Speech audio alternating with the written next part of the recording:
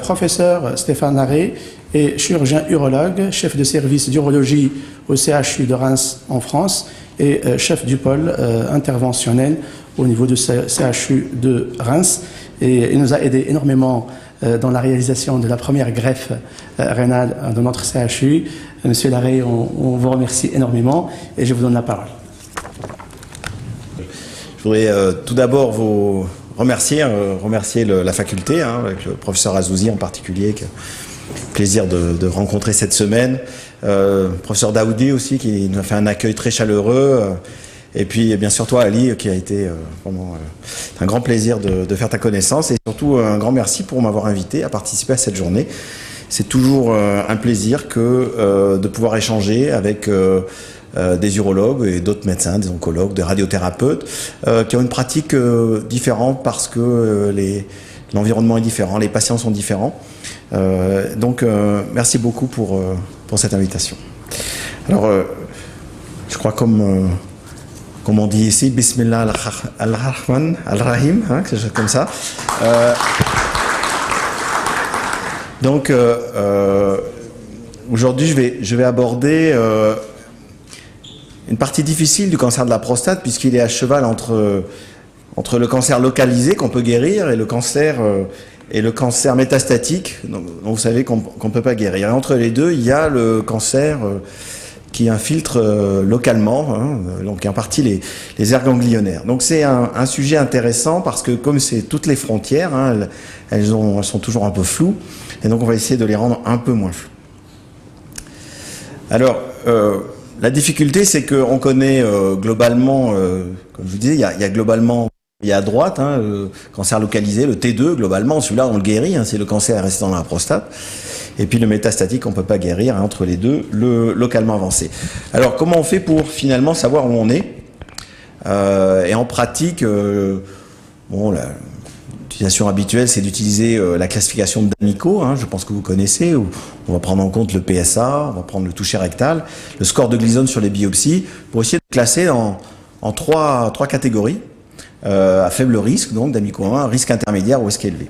Et puis en fonction de ces stades, c'est un bilan d'extension qui va permettre d'en savoir un petit peu plus pour mieux classer les pathologies. Et ce bilan d'extension, il va être local, c'est globalement l'IRM. Ça va intéresser surtout le chirurgien pour voir si chirurgicalement ça paraît raisonnable d'envisager une chirurgie sur le plan technique lorsqu'elle est indiquée. Et puis c'est surtout une évaluation pelvienne. Et donc là, l'IRM et le scanner sont deux outils intéressants. Et puis, vous savez, l'extension habituelle, c'est globalement la scintigraphie osseuse. Donc, si pose une petit QCM, c'est toujours sympathique de se tester un petit peu. Donc, voilà, sur toutes ces propositions, lesquelles vous retiendriez. Alors je vois que vous n'avez pas les chiffres, alors c'est dans l'ordre, 1, 2, 3 jusqu'à 6. Donc dans quel cas un bilan d'extension est indiqué? Donc est-ce que vous le feriez dans tous les cas, c'est-à-dire tous les D'Amico, toujours lorsque le PSA est supérieur à 10, ça correspond globalement aux formes intermédiaires et élevées dans cette définition, toujours lorsque le Gleason est supérieur à 6, pas pour les Gleason 3+4, en cas de T2B ou toucher rectal, ou seulement si cela influence la stratégie. Voilà, je vous laisse un petit peu réfléchir comme ça. Donc on est un peu nombreux pour interagir, c'est un peu plus difficile. Et globalement, c'est pas tous les intermédiaires où il y a un intérêt finalement. Donc D'Amico, il n'y a pas d'intérêt à un bilan d'extension globalement. Alors en pratique, le bilan local, en revanche, personnellement, je le pratique toujours. Ça nous apporte de plus en plus l'IRM, donc c'est pas le sujet aujourd'hui. En revanche, sur les formes intermédiaires, globalement, ça dépend de la probabilité qu'il y ait quelque chose sur les examens. Donc quand c'est moins de 5%, on considère que c'est pas la peine de faire un bilan d'extension. Et donc, sur les formes intermédiaires, peu agressives, avec un Gleason 7, mais une forme de grade 3 prédominante, on peut se passer d'un bilan d'extension. Le T2B, c'est la définition du D'Amico 3, enfin une partie de la définition, donc forcément on le fait. Et ça c'est aussi important, ça va dépendre s'il y a derrière une prise en charge particulière qui peut être envisagée. Ça n'a pas de sens pour des patients âgés chez lesquels le traitement local n'a pas d'intérêt. Donc ça c'est reflété globalement par les recommandations. Alors, première chose, c'est le diagnostic d'une maladie ganglionnaire, hein, un envahissement ganglionnaire. Donc globalement, les critères sont bien définis. Hein. On considère que ce soit par scanner ou par IRM, c'est exactement la même valeur, hein, puisqu'on globalement s'intéresse à la taille des ganglions et puis leur forme. Donc tout ce qui est ganglion en regard des axes iliaques externes, c'est-à-dire en dessous de l'iliaque primitive, à partir de 8 mm, on considère qu'ils sont suspects. Donc on va les considérer cliniquement N+, c'est-à-dire CN+. Donc c'est important ces subtilités parce qu'on définit dans cette catégorie-là ceux qui sont visibles de ceux qui ne le sont pas, c'est-à-dire qui vont être N+, sur la limpate du curage. Hein, c'est deux catégories différentes et on va aborder les deux, c'est-à-dire ce qu'on fait lorsque, après la prostatectomie, on trouve des ganglions positifs, alors qu'il n'y avait rien avant de visible, et puis le cas où, avant de décider du traitement, il y a des ganglions qui sont de taille anormale. Donc c'est 8 mm sur les axes iliaques externes, et c'est 10 mm au-dessus, c'est-à-dire pour les iliaques internes, voire au-delà. Alors au-delà, on considère qu'en dehors de la région pelvienne, on n'est plus dans du N+, hein, quand il y a des ganglions envahis, on est dans du métastatique. On est dans le M1A, hein, le M1B étant métastase osseuse ou viscérale. Donc dès qu'il y a des ganglions au niveau de l'aorte, on n'est déjà plus dans cette catégorie-là. Donc on n'est pas dans la définition qu'on aborde aujourd'hui. Alors il y a le TEP à la colline, hein, donc je ne sais pas si l'accès est facile partout au Maroc, je suppose qu'il y a du TEP à la colline, mais j'ai bien compris, il n'y en a pas à Oujda, donc je suppose qu'il n'y en a pas dans d'autres endroits également, mais globalement, c'est pas très grave, puisqu'aujourd'hui, on considère que c'est pas dans la pratique de l'utiliser de façon systématique, c'est des cas un peu particuliers, donc il y a beaucoup de faux positifs sur des petits ganglions qui vont plus gêner qu'autre chose, donc aujourd'hui, on ne fait pas le TEP à la colline dans le bilan d'extension. Et puis, il y a un autre TEP, hein, le PSMA, qui est en train d'évoluer, qui est prometteur, mais là c'est pareil, l'accessibilité est limitée, en France en particulier, hein, et c'est plus cher, donc bon, voilà. Donc globalement, on voit ces deux examens, ça donne quoi en termes de performance? Le scanner comme l'IRM, je vous ai dit, sont équivalents, une sensibilité que de 40%, ça veut dire qu'on rate 60% des métastases ganglionnaires. Donc, on va avoir beaucoup de patients qui vont être PN+, en ayant été CN0. La spécificité n'est pas très bonne aussi, hein, c'est parce qu'un ganglion est gros qu'il est envahi. Et là, c'est l'intérêt d'avoir un ganglion qui est plutôt rond, plutôt en faveur du métastase, ovale, c'est la forme normale. Et pareil, s'il a un centre clair, nécrotique, c'est plus en faveur d'un envahissement ganglionnaire. Donc voilà, ça c'était quelques précisions sur l'envahissement ganglionnaire. Et puis pour les métastases osseuses, là c'est pas le sujet aujourd'hui, mais évidemment on parle des patients qui sont M0, et donc c'est la scintigraphie qui reste le gold standard, même si l'IRM corps entier ou le TEP à la colline donne des résultats intéressants. Alors première partie, c'est j'ai fait une prostatectomie radicale et le curage, je retrouve des ganglions. Alors il y a un petit mot quand même à avoir, c'est que un curage aujourd'hui, il n'y a de la place que pour des curages étendus. Hein, le curage étendu, globalement, c'est à partir des formes intermédiaires, hein, d'Amico 2, et on ne fait que des curages étendus, c'est-à-dire qui remontent jusqu'à la bifurcation iliaque, hein, même un petit peu au-dessus, et qui vont surtout prendre, en plus des aires habituelles, c'est-à-dire obturatrices, globalement, et bien surtout les aires iliaques internes, qui, là, vont retrouver jusqu'à 30% de ganglions en plus. Donc si on veut une bonne stadification, il faut intégrer systématiquement un curage étendu lorsque le curage est indiqué. Pour le d'Amico 1, le curage n'est pas indiqué, puisque la probabilité est très faible de trouver quelque chose. Donc dans ces cas-là, on ne fait pas, mais il faut faire ce curage étendu. Ça a un impact pronostic, ça c'est certain. Ça va permettre justement de guider la suite en cas d'envahissement ganglionnaire. Donc c'est pour ça que c'est important.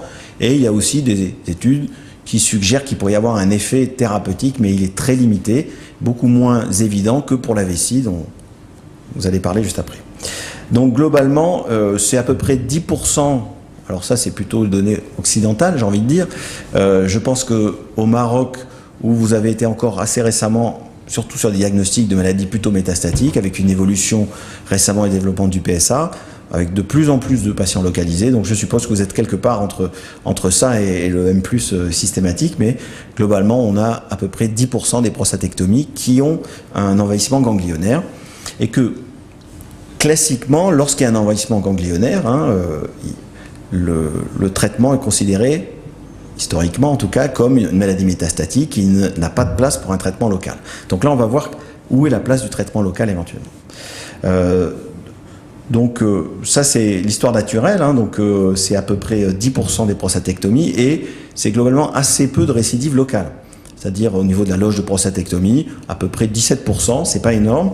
Par contre, envahissement ganglionnaire secondaire, voire métastatique, c'est plus de la moitié des cas. Donc peu de récidives locales, plutôt des récidives à distance. Le pronostic, c'est très difficile de donner le pronostic parce qu'on n'a pas de données d'histoire naturelle, c'est-à-dire prostatectomie, curage, N+, et là, on surveille, on fait rien. On l'a pour la prostatectomie tout court, versus pas de traitement, mais pour là, on l'a pas. Donc il y a toujours souvent une forme de traitement associée, classiquement l'hormonothérapie, mais il y en a d'autres, comme la radiothérapie. Et globalement, à 5 ans, ce qui est assez court, on voit que les résultats sont pas si mauvais, 80% de survie spécifique, mais en revanche, si on regarde la survie sans récidive biologique, c'est le graphique qui est en dessous, sans traitement adjuvant, eh bien on voit que à 10 ans, c'est moins de 30% des patients qui n'ont pas de récidive biologique. Donc globalement, on peut penser que sur ces données-là, il y a à peu près 30% des patients à qui on aura fait un curage envahi qui sera quand même guéri. Donc ça veut dire qu'il y a une place pour la guérison grâce au curage et à la chirurgie ou d'autres traitements. Mais c'est peu.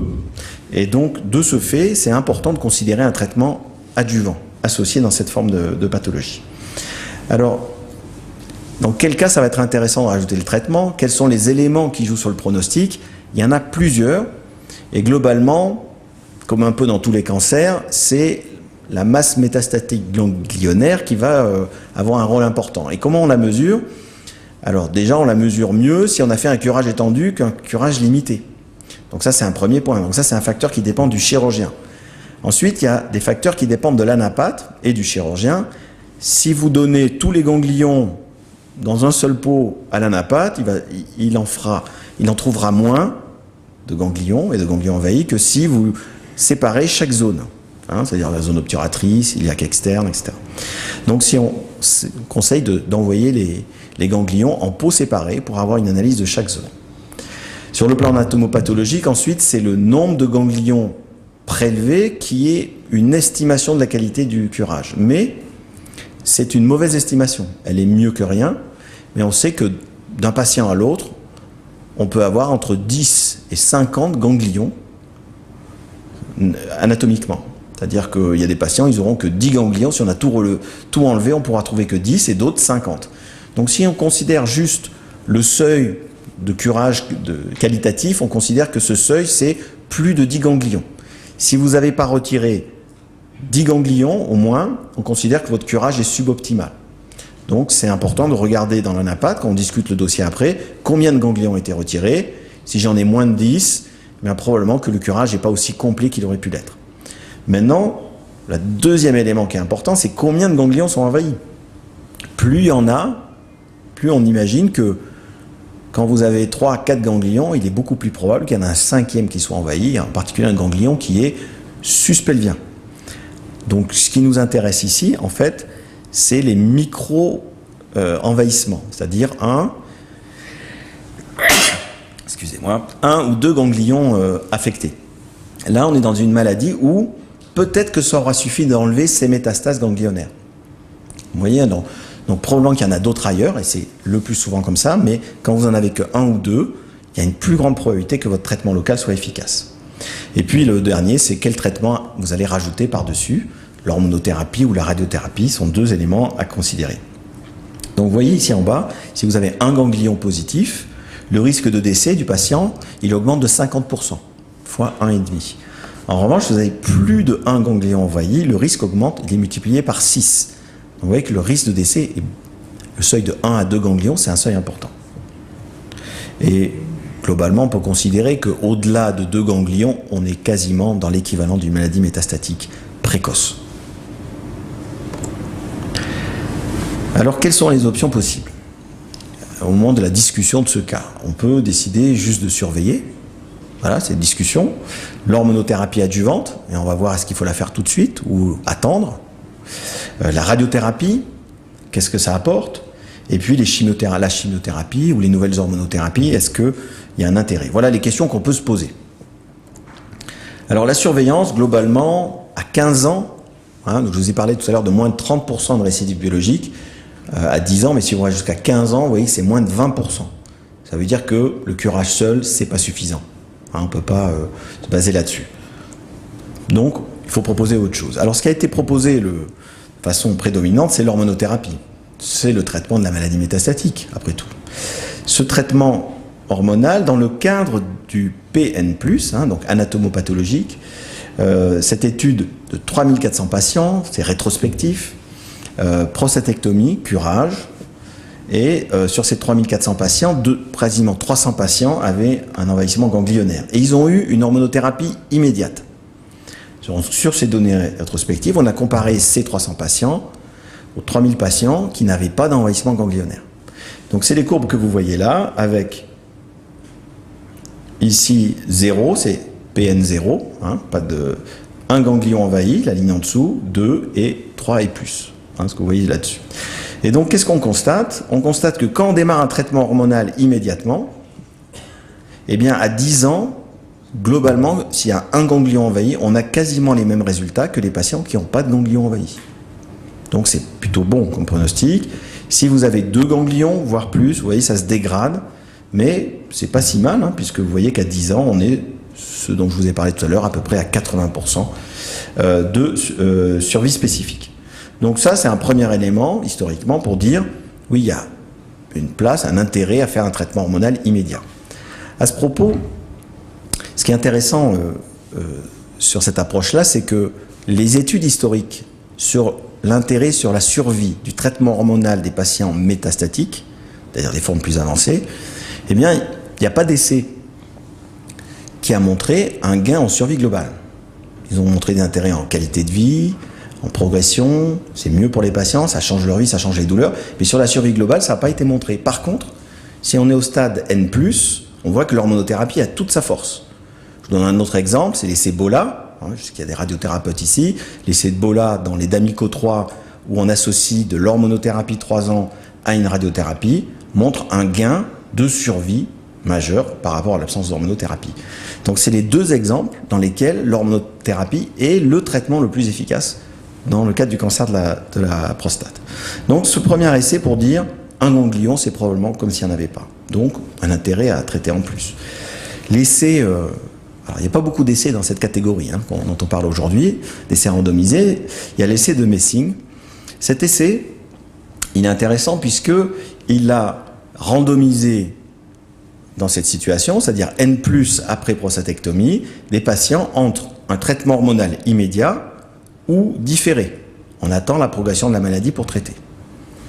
Et regardez la progression, la survie sans progression. En fait, on regardait toutes les survies dessus et cet essai est très positif, c'est-à-dire qu'il y a un gain même en survie globale. Un gain majeur, vous voyez, les courbes sont très séparées.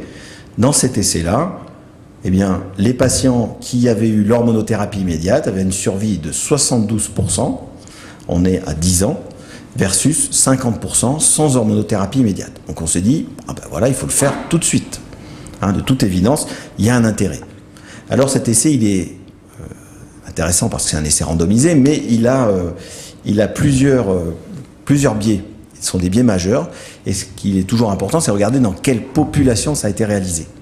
Et en fait, la population dans laquelle cet essai a été fait, d'abord, c'est une population qui est en manque de puissance, puisque seulement 98 patients ont été inclus, alors que vous avez prévu 240. Donc on manque théoriquement de puissance, mais en pratique, on voit que les résultats sont nets, donc la puissance était là. En revanche, c'est une population qui est principalement des cancers localement avancés, avec des glisomes de plus de 7, c'est-à-dire très agressifs, 8, 9, 10, des T3B, qui sont la forme T la plus agressive, et ça, c'est 2/3 de la cohorte. Donc vous voyez, des cancers vraiment avancés. Dans 20% des cas, après traitement, le PSA n'était pas indosable. Ce qui suggère soit qu'il reste des ganglions positifs, soit qu'il y a une maladie micrométastatique qui n'a pas été identifiée. Donc on est dans du N++, c'est-à-dire assez important. Et surtout, le plus important, c'est que l'hormonothérapie n'a pas été démarrée à la récidive biologique, mais il a été démarré à la progression clinique métastatique. donc très tardivement. Vous voyez, donc il y a quand même une perte de chance pour ceux qui ont eu l'hormonothérapie différée. Alors sur cette base-là, on se dit, mais c'est pas pour tout le monde, c'est vrai pour ces patients-là, mais est-ce que si on démarre le traitement hormonal, on attend à ce que juste la récidive biologique soit là, est-ce que c'est pas aussi bien? Donc ça, c'est pas un essai randomisé, c'est une étude rétrospective, mais une grosse étude, c'est l'analyse des bases de données américaines, hein, la SEER Database ou le Medicare, et 730 patients N+, et ils ont comparé ceux qui avaient reçu un traitement hormonal immédiat versus différé, et vous voyez les courbes, elles sont globalement superposées. Alors c'est rétrospectif, on ne sait pas pourquoi on donne dans l'un ou dans l'autre, hein, donc c'est toujours la limite de cette étude, mais globalement cette étude nous dit que ça paraît raisonnable de retarder l'hormonothérapie lorsque le PSA augmente, tout simplement. Alors troisième aspect, la radiothérapie. Donc on peut se dire, il y a un curage certes, le curage, même si on essaie de le faire étendu, c'est difficile de récupérer toutes les aires ganglionnaires. Il y a aussi les récidives locales. Donc, est-ce qu'une radiothérapie ne pourrait pas avoir un intérêt? Alors là, de nouveau, une étude rétrospective avec un curage de bonne qualité, puisque vous voyez, il y a 15 ganglions. Donc ça veut dire critère qualité. Et donc, 129 patients ont eu hormonothérapie et radiothérapie, et 121 patients seulement l'hormonothérapie. Ce n'est pas des groupes appareillés, donc il y a des différences. Et ce qu'on voit ici, c'est que si vous regardez dans l'encadré bleu, j'espère que vous arrivez à lire, ici, l'odd ratio, c'est 0,66, c'est-à-dire qu'il y a 34% de réduction du risque d'essai spécifique en cas d'utilisation de la radiothérapie. Donc ça, c'est une étude qui est en faveur de l'utilisation de la radiothérapie. Ça, c'est donc les courbes que vous voyez de survie, ici, dans l'étude de Briganti, notre étude, où là, on a un appareillement, donc les groupes sont plus comparables, et on a 117 patients qui ont eu la radiothérapie versus 247 qui ont eu seulement l'hormonothérapie, et on voit que dans un cas comme dans l'autre, on a... Non, il n'est pas assez puissant. Ah si, on arrive à voir. Donc on voit que les courbes se séparent, et que il y a un intérêt, hein, avec moins de 2 ganglions envahis, à faire une radiothérapie adjuvante, et même avec plus de 2 ganglions, on voit que les courbes se séparent, mais plus tardivement. Donc dans cette étude-là, pareil, la radiothérapie a un bénéfice dans les différentes survies. Alors, Abdallah est allé plus loin pour essayer de voir est-ce que c'est vrai pour tous les patients. Et donc ce qu'il a montré, c'est qu'en stratifiant entre le nombre de ganglions envahis, le score de Gleason, on voit qu'en fait, ce n'est pas tous les patients qui bénéficient, c'est seulement ces deux catégories-là, c'est-à-dire Gleason à 7 ou plus, et puis marche positive. Donc là, il y a un intérêt, et il y a également un intérêt avec 3 ou 4 ganglions positifs. Par contre, quand il y a plus de 4, il n'y a pas d'intérêt, c'est déjà une maladie métastatique avancée, on va dire, et en dessous, ça n'a pas d'intérêt non plus. Parce que la maladie présente de bons pronostics et on n'arrive pas à montrer de différence. Donc c'est surtout quand il y a 1 à 4 ganglions envahis, et quand il n'y en a qu'un ou deux, c'est s'il y a une marge. Donc il y a un intérêt au contrôle local. Donc sur ces données-là, il y a un rationnel à faire de la radiothérapie en adjuvant. Et enfin, chimiothérapie, nouvelles hormonothérapies, c'est très pauvre, mais globalement, il n'y a pas de bénéfice de 4 cures de taxotere dans cette catégorie-là. C'est un peu trop tôt. On sait que les maladies métastatiques plus avancées, on a un intérêt à le faire sur une maladie hormonosensible, mais pas dans ce cas-là. Donc, globalement, on retient quoi? On retient qu'il faut faire un curage étendu quand il y a une indication au curage. Donc ça, c'est un premier point. On retient qu'il faut offrir une hormonothérapie en adjuvant et que chez les patients qui n'ont pas trop de ganglions envahis avec un PSA qui s'est négativé, on peut attendre l'augmentation du PSA pour démarrer le traitement hormonal. On gagne en qualité de vie. La prostatectomie, alors juste un élément dont je ne vous ai pas parlé, historiquement on faisait prostatectomie, curage, extempo, si c'était positif on arrêtait la prostatectomie, ça on sait aujourd'hui de façon très claire qu'il ne faut pas le faire, il ne faut pas faire d'extemporané. Ceux qui ont une prostatectomie, même si c'est N+, il y a un bénéfice à faire la chirurgie. Donc on fait la chirurgie s'il n'y a pas quel que soit le statut ganglionnaire, lors de la chirurgie. Voilà, ça c'est première catégorie, on est un RCP après la chirurgie. Deuxième catégorie, c'est les patients qui sont a priori en envahissement ganglionnaire sur les données d'imagerie. Donc là, c'est beaucoup plus difficile d'avoir des données précises. On n'a que des études rétrospectives. Il y a celle-ci qui est intéressante, hein, Rusthoven, qui montre que globalement, vous voyez la courbe de gauche. Ici, vous avez 4 courbes. Alors, vous arrivez à voir, voilà, 4 courbes. Donc, ça, ici, c'est radical prostatectomy, donc chirurgie, plus radiothérapie. Ici, c'est prostatectomie seule. Ici, c'est radiothérapie seule. Et ici, c'est rien du tout. Pas de traitement local. Et donc, on voit que globalement, un traitement local fait mieux sur ces études rétrospectives que pas de traitement du tout. Ça, c'est le premier point. Vous avez un autre essai de Lin ici, enfin un essai, une analyse de base de données, où là, pareil, on voit que globalement, hormonothérapie seule, la courbe du bas, fait moins bien que hormonothérapie plus radiothérapie. Vous voyez, les courbes sont vraiment nettement séparées. Alors, toujours dans ces études rétrospectives, évidemment, le problème, même si là on a 50% de réduction du risque de décès, c'est important, le problème c'est que l'hormonothérapie, elle n'a pas été intégrée dedans de façon identique dans les deux groupes. On a vu que c'est un facteur important. Donc si ces études, elles dépendent des populations, et tant que c'est pas randomisé, c'est difficile d'avoir une certitude. Hein, là c'est pareil, on voit que ce soit N0 ou N+, hein, c'est les courbes de gauche et de droite, eh bien la radiothérapie apporte un bénéfice. Et là, toujours pareil, l'hormonothérapie vient jouer les troubles faits, entre guillemets, parce que ça perturbe les données.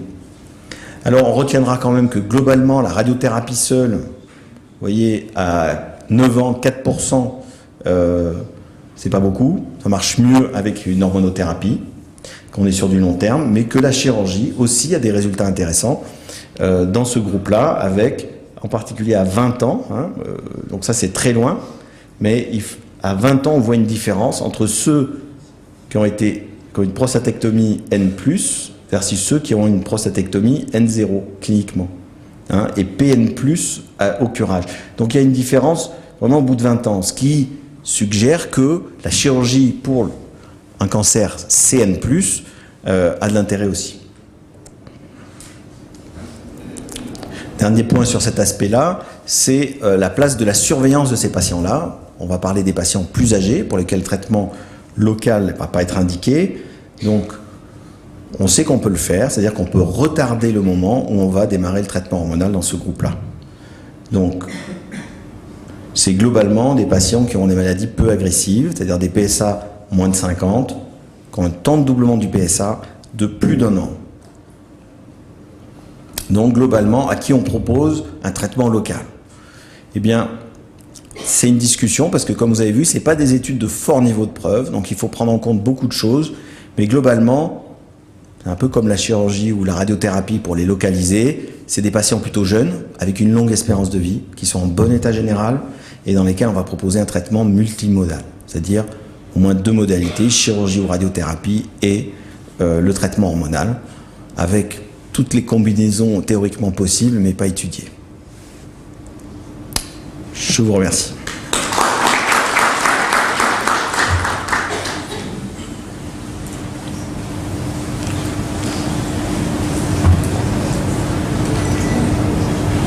Je crois que vous m'entendez sans... Oui, oui, on entend bien. Je vous remercie, monsieur le de cet exposé clair et pédagogique. Certainement, il va susciter quelques questions. Alors, on se donne 5 minutes de questions. Alors, est-ce qu'il y a des questions dans la salle? Alors, en attendant de réfléchir, je voudrais juste vous apporter une information concernant le PET scan. Alors, il y a, vous savez, PET scan, colline, PSMA. Et il y a 2 qui ont investi dans ce domaine. Il y a le réacteur à Aynatik et il y a un réacteur à Bouskoura. Donc je crois que ceux de Bouskoura, ils sont plus intelligents, ils sont proches de Casablanca, donc ils ont bien compris le système, parce que l'avenir, je pense, c'est le PSMA. L'avenir, c'est le PSMA. C'est pour cette raison que Aynatik, c'est à côté, parce que généralement, il faut que le réacteur soit près de l'endroit où on va utiliser l'élément. il est radioactif. C'est pourquoi on a actuellement à Rabat 2 PET scans à la connue. Ça, c'est la remarque précisément que je voudrais vous rapporter. Alors, est-ce qu'il y a des questions dans ça?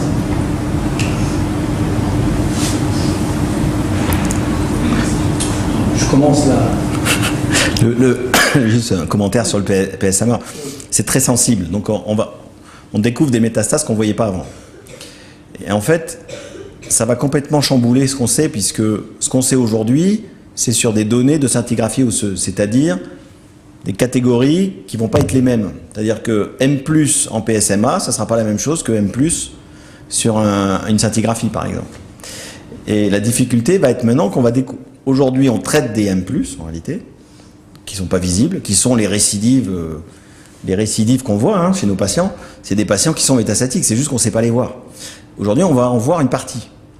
Et donc, la question de la place du traitement local pour des cancers micro-métastatiques va se poser de plus en plus. Elle est un peu à la mode, d'ailleurs. On a quelques études qui montrent que ça pourrait avoir un intérêt dans les patients avec des maladies oligométastatiques. Mais là, on va en avoir de plus en plus de l'oligométastatique avec le PSMA. Donc, on va être obligé de réfléchir un peu différemment. Ça va un peu compliquer les choses. Mais il va y avoir plein d'études à faire, c'est ça ce qui est bien. Et peut-être ça va nous éviter les traitements systématiques après les PN+, faire un PET au PSMA, ça nous évite de donner un traitement, peut-être un surtraitement, si on découvre qu'il n'y a pas de métastase ni ganglionnaire ailleurs, c'est métastatique, bon, vous savez qu'on peut pas enlever la métastase, donc globalement on peut pas la détruire.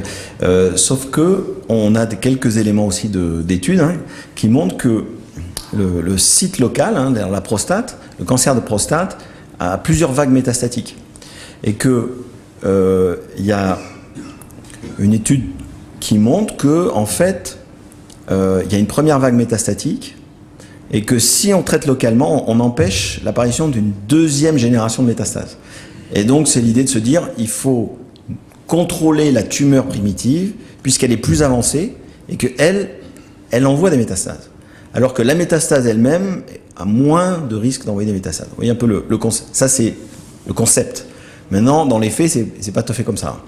Mais vous voyez, l'idée, elle est là. Donc peut-être qu'il y aura même une place pour le traitement local, dans certains cas, de maladies micrométastatiques. Donc la place à trouver, ça va pas être simple.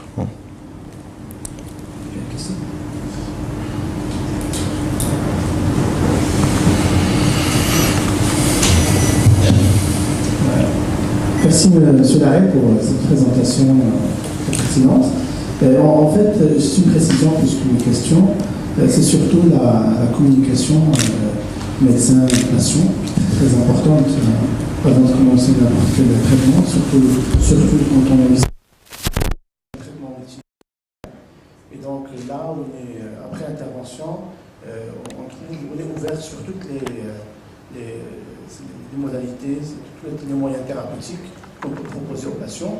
Et là, la décision du patient occupe également une place très importante, et il participe dans le choix du traitement.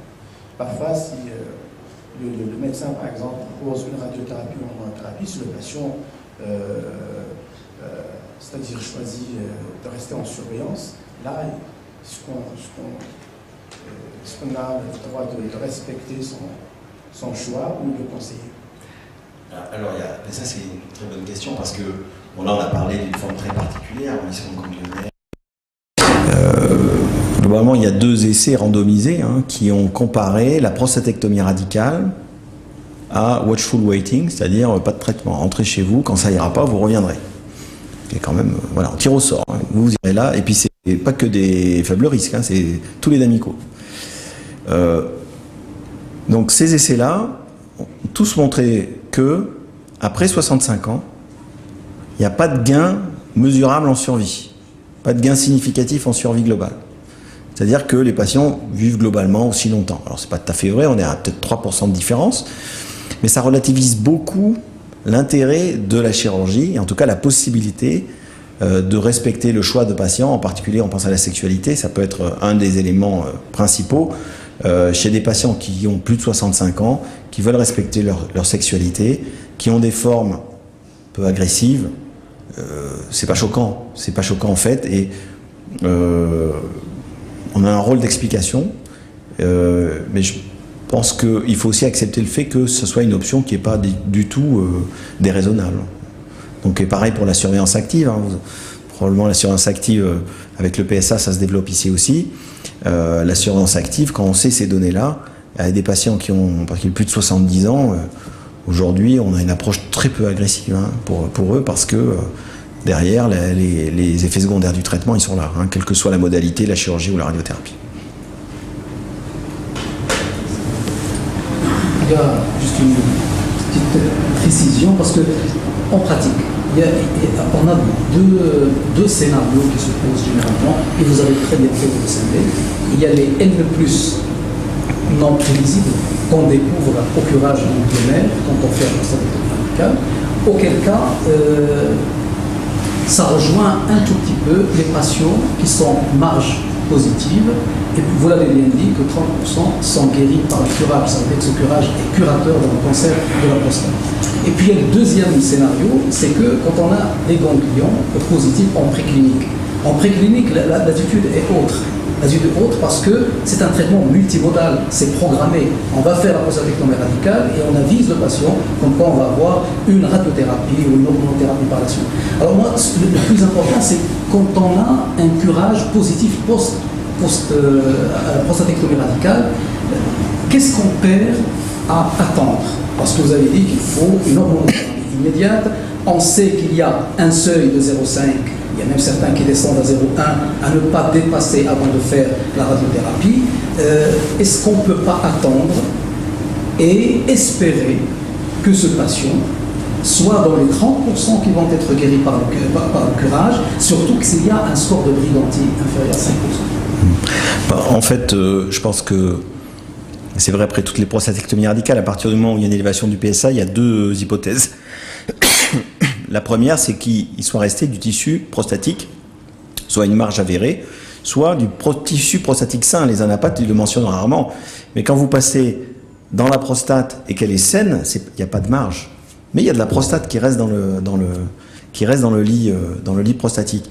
Et ce petit bout de prostate, même tout petit, avec le temps, il peut se développer un peu et produire un peu de PSA. C'est pour ça que le seuil classique de 0,2 nanogrammes par millilitre après prostatectomie comme seuil déclaré de récidive biologique, ça montre bien que c'est pas 0 le seuil, c'est 0,2. Et ça a été choisi parce que en fait, il y en a toujours à 0,2 qui sont pas récidives biologiques, qui sont en récidive, ils sont en récidive biologique non cancéreuse. Donc ce seuil-là, il est arbitraire, on va dire. Alors dans le cas de la maladie N+, on a plus de probabilité qu'une élévation du PSA soit liée à une métastase. Donc ça aurait du sens de traiter dès l'augmentation du PSA.